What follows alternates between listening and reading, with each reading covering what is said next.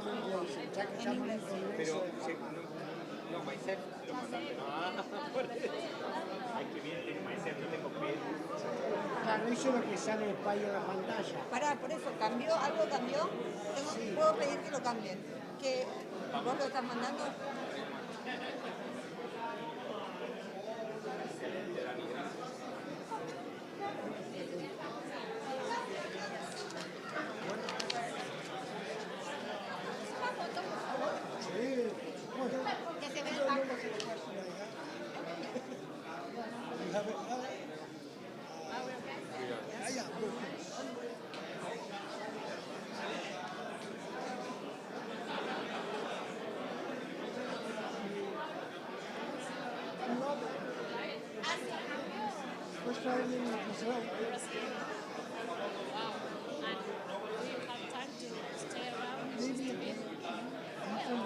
No, I'm from Buenos Aires.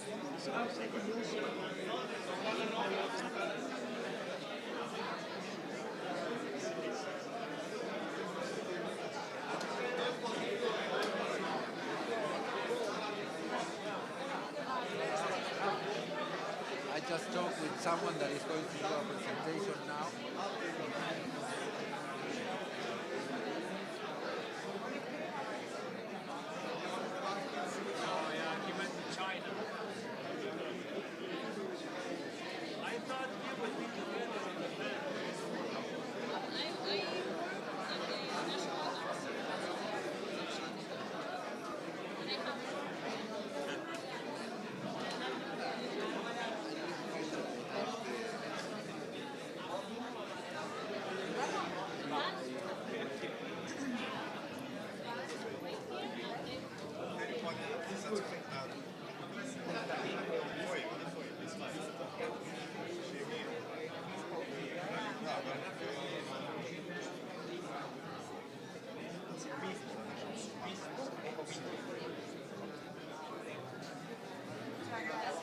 ¿Se dice así en portugués? Bicho.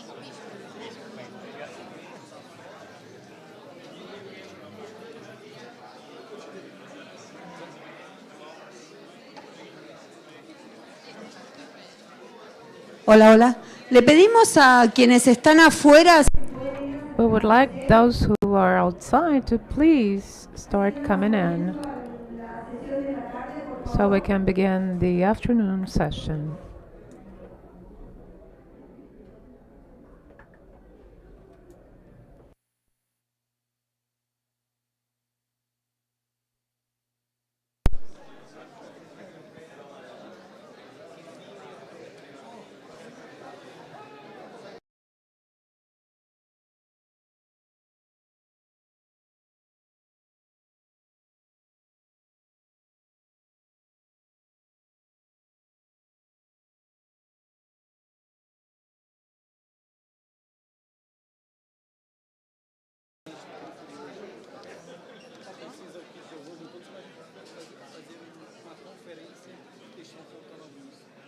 Ya me dijeron. Necesito que digas que por favor, que faltan unos audífonos de ayer, que por favor todos devuelvan los micrófonos, los de ayer. Exacto. Y porque le podemos decir que están mal calculados, no importa. Pero que devuelvan al final del día todos porque se necesitan para saber, porque mañana va a haber muchas más personas. ¿Sí? Faltan 8. Chorearon 8. No, y que ya faltan unos de ayer. Que por favor se fijen si alguno... Él modera, perdóname, él lo dijo. Tiene que estar. En teoría está, así que no sé cuál es.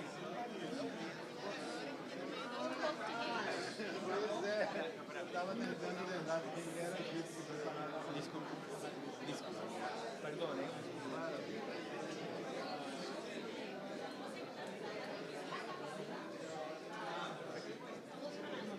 Al grupo, nunca más. Ahora llamo, ¿sí? Porque era para que estemos todos. Amigable. Muchas personas en España, pero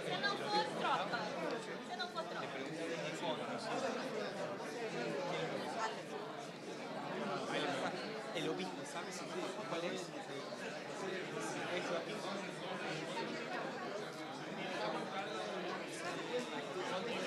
Porque ahora Pero hay que arrancar. Buenas tardes, arrancar. Buenas tardes. Oh, good afternoon. Hello. Hello.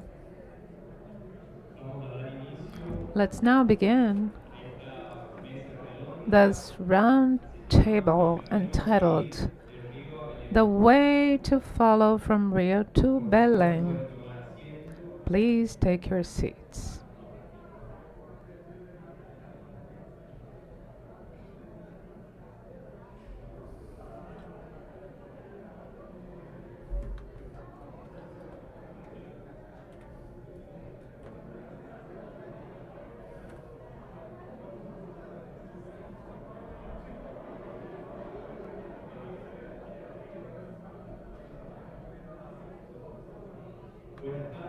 Hello. The interpreters are asking me to tell you that you should give back your translation devices, okay? You should give them back at the end of the day and retrieve them again tomorrow. Let's now begin the round table, the way to follow from Rio to Belem. We'll invite now John Martins from the British Columbia University, Canada, Eugenio Martins from the Catholic University of Santa Fe, Argentina, Joaquin Hudson de Souza, Auxiliary Bishop from the Archdiocese of Manaus and Director of the University of Amazonas, and the moderator Pablo Palacios from the Javerian University, Colombia.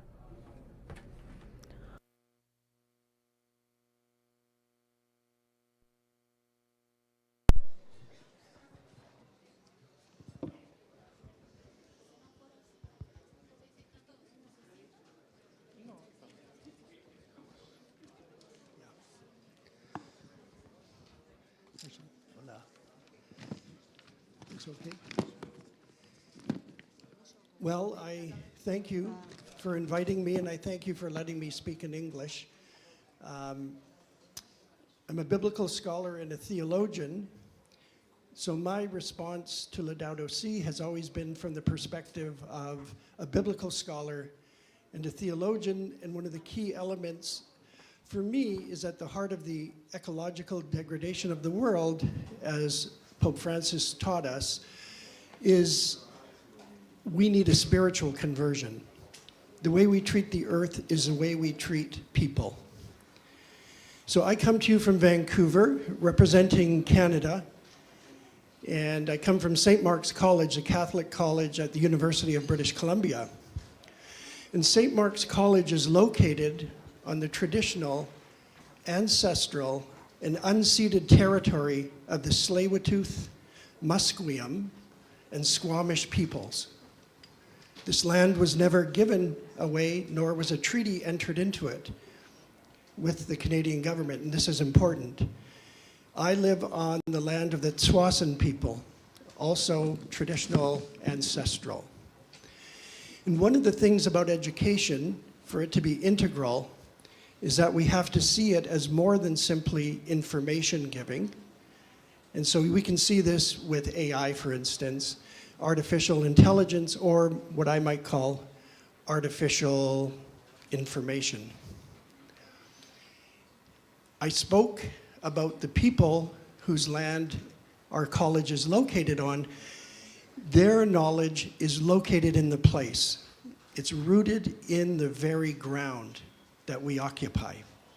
So how do we learn from them? And what do we do about that? 3 years ago, we started our Laudato Si lecture series. And we had a Catholic theologian come, Massimo Fagioli, and he spoke about Laudato Si. And then the year after, we had Sister Damian Marie Savino, another Catholic theologian and environmental scientist, come, and we learned from her. And this year we had Dr. Ray Aldred, a member of the First Nations from Alberta. He's both an Indigenous person and a Christian minister. And he spoke about what the land meant to First Nations people in Canada. And so my question for all of us, for me too, una pregunta. One question is, how do we incorporate and learn from Indigenous peoples where we live?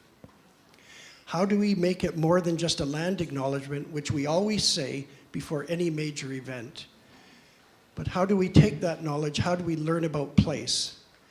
Because real knowledge is wisdom. Real knowledge is sapiential. It brings us wisdom. It has an ethical component, and it has a religious component. So that is my question. I have a lot more to say about it, but I should stick with my one question. How do we learn from Indigenous people? How do we make curriculums Indigenous? How do we decolonize our curriculum? How do we do that? For me, the question is in a Catholic context as well. Thank you. Thank you, John. Thank you so much. Particularmente, nosotros tenemos. Well, thank you, John. Now we have to think about how we do the journey from Rio to Belem. This is one of the questions here. Regarding the dream, today is the World Day of Cultural Diversity in the world, and my country, Colombia, now celebrates Afro-Colombianity. San Pedro Claver worked with the African slaves for the dream of freedom, and this is so important because we need to take risks, as Pope Francis used to say. I have so many questions that I would like to ask you, but I'd like to begin with something very important, and it's regarding the Amazon, our dear Amazon. Biodiversity there is an important asset for Pope Francis, it was, and Pope Francis, through our dear Amazon, he talks about a social ecological world where communities use its biodiversity, but also it shows examples of how you can live and co-create, having local communities and biodiversity and natural resources coexisting. My question is, in a certain way, how can the academia co-create knowledge with local communities so that their experiences, knowledge, and aspirations and dreams are represented in the global climate discussions that we will have at COP30?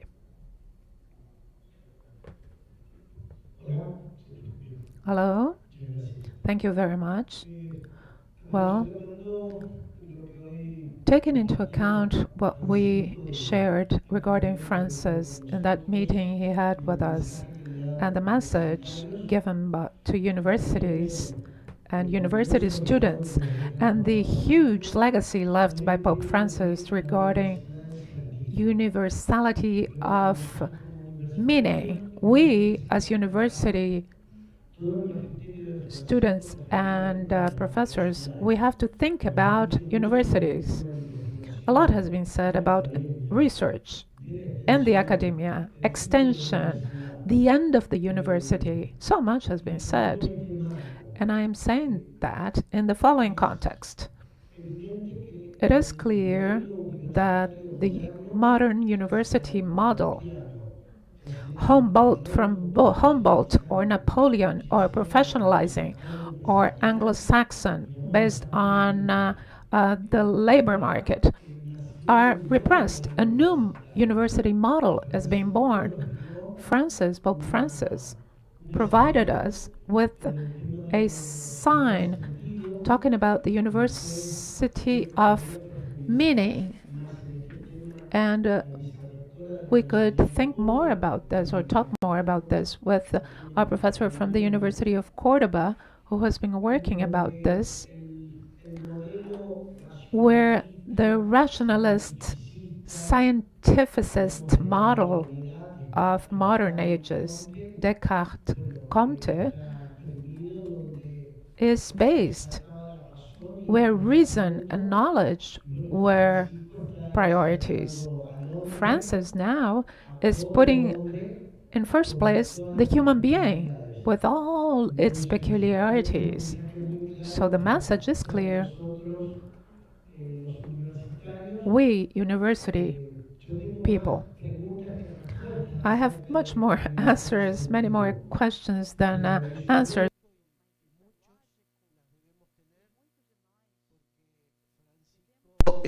Because Francis was,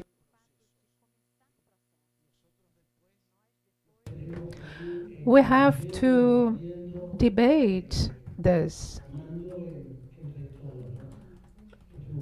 This is one of the things I wanted to say. I'm going to speak Portuguese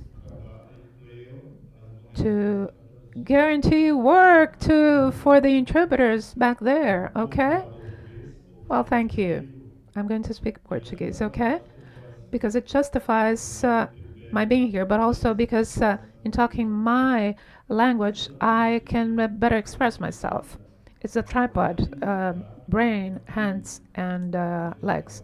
I worked doing my master's in the Catholic University of Milan some years ago, and I went to Benin. The research involved working with children living with HIV/AIDS, the virus. And at that time, I had Sankofa, that bird that looks back in the drawing and has an egg in its mouth. I had no idea what this bird was all about. Its leg was looking backwards and with an egg inside its mouth. What was that? The resources in the community were just the basic, almost nothing. We had UNICEF there with us, and at a certain point in time, I said, "There's nothing here." And an old lady was irritated, and she said, "Can't you see? Here we have the best, and the best in this place is us." I never forgot this. The best in this place is us. Learn to work with whatever it is that you have. We are the best that we have. And she told me that the preservation, and this is something I found in the Amazon, by the way, as well. When I heard and listened to the indigenous peoples and the River Coast people, the key element to facilitate dialogue and to preserve culture would be memory. So we need to revisit this. Memory is at the core of what we express as the Christian faith. Do this in memory of me. When the people lost its memory, it would go back and you would remember, okay, what happened? So recovering memory is all going all through the history of salvation. And we, in this cultural change, we're taken to looking forward, only forward. Progress, progress, meaning going forward, pro. And this change, epistemological and cultural change, leaves ruins behind. We don't look behind. So this sarcophagus symbol in the African universe leads us to look back, having the present and an egg in its mouth, which is the future, what's about to come. In the Amazon, where I come from, there's a deer symbol. It is the meeting of the waters between the Black River and the Solimões River. Both rivers do not start in Brazil. They spring up outside in the Pan Amazon, and when they come, they flow, creating affluent rivers. But their goal is to find the sea. When we find such encounters, we are part of these affluents of rivers. When they reach Manaus city, my hometown, they flow together for 14 kilometers. It is one of the most beautiful phenomena I have seen. A super port should have been built, and it would have destroyed the meeting of the waters. All communities got together in a big popular movement against this harbor to preserve this immaterial heritage, this natural heritage that we have. And this is a symbol. Every time you're in doubt about dialogue, about producing memory, remember this. The rivers flow together for 14 kilometers. They're talking, we say. They're in dialogue. Who's going to survive? They say to each other. Who will survive? But after this encounter, they form the Amazon River. And the river becomes larger and flows into the Atlantic Ocean in the huge, immense waters of the Atlantic Ocean. In such encounters, we should feel provoked and challenged. To what extent, when we look at progress and technology, social technology, to what extent do we have in mind this idea of making memory, making history, helping our indigenous peoples survive so they can get out of the forest? Preservation. I'm going to conclude. Just allow me to conclude this, please, because the Black River and the indigenous peoples from the upper Black River managed to have the acknowledgement from IFAN, the Institute of Natural Heritage, to have their agricultural practices recognized and acknowledged as heritage. So this discussion about hunger and harvesting was only possible due to this rescuing of this. There is the low food idea. They try to get from the knowledge, to recover the knowledge from the indigenous peoples. So, in respecting and acknowledging how much traditional peoples can provide us by bringing the icon memory into our discussion, this is essential. We need to think about this. And this is a challenge and a provocation. As a question, I am going to conclude by saying, to what extent are we valuing memory when we get closer to our research and teaching? Are we looking forward? How much of it is going back, looking back, so we learn about what we need to do to maintain what is feasible and possible so that we can continue walking together like the two rivers up until the moment in which we outflow into the sea, continuing with life.